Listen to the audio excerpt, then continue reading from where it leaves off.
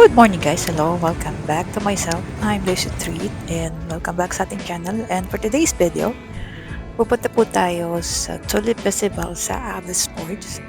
Ayan, via Player Air, Canada. Ayan, hindi po ako masyadong nakapag-video kasi yung phone ko ay ginawa pong boarding pass. Ayan, so ayan, from the airport, ayan, sumakay na kami ng shuttle papunta doon sa car na i-rent.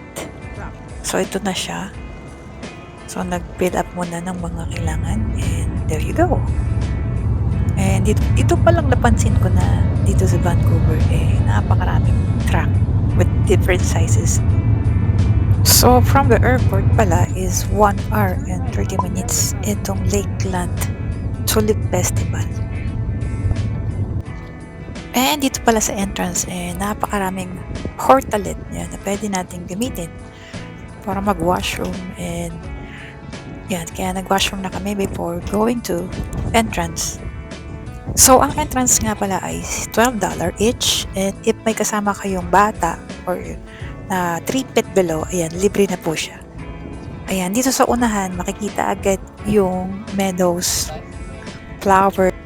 So, it was all pure yellow, the meadows flower. And the welcome signage dito sa Lakeland. And dumating kami dito ay I think quarter to 12 na siya. And napaka-tirik nung araw. So, ayun, meron din pala siyang iba't ibang name ng flower. Akala ko ano lang siya, tulips. So, iba-iba rin pala yung mga pangalan niya.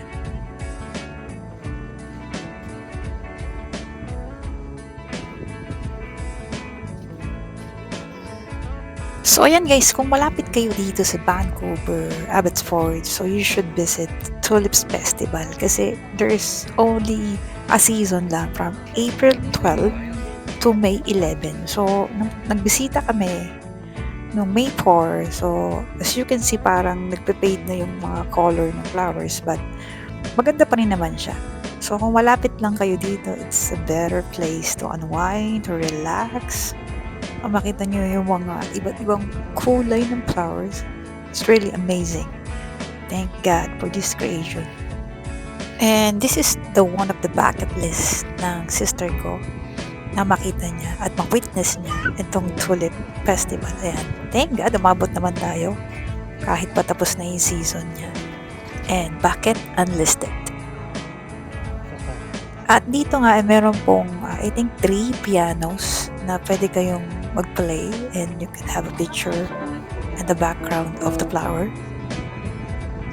At ayan, ito po ay warning. So, I brought my drone but it failed to fly kasi it's prohibited.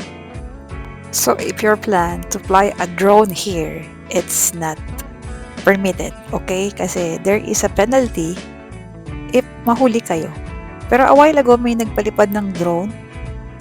Hindi ko lang alam kung nahuli siya or pero isang ano lang siya, isang fly lang siya.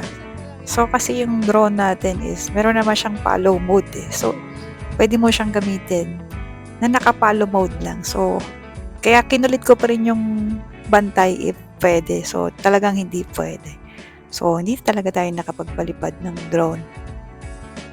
And nga pala guys, meron ditong mga benches. So di ko lang siya na-videohan pero you can sit around and para makuha nyo yung background ng mga flower.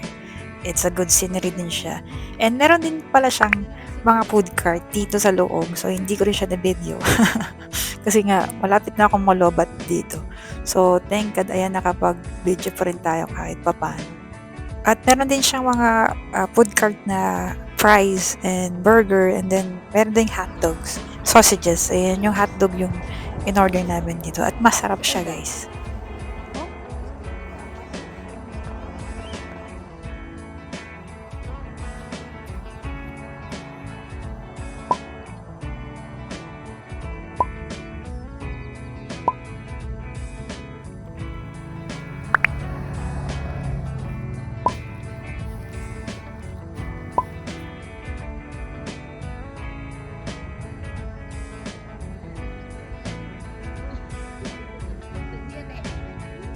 And after namin sa Lakeland Tulip Festival, ayan, dito nga pala kami nagstay dito sa Best Western Plus Hotel, and lalagay ko na lang yung link here if you want to see the full details of video, and they offer free breakfast nga pala.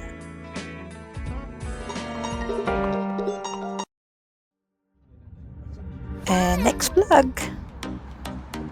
visit to Van Dusen Botanical Garden. Thank you guys watching reaching this far, and see you to the next vlog. Bye.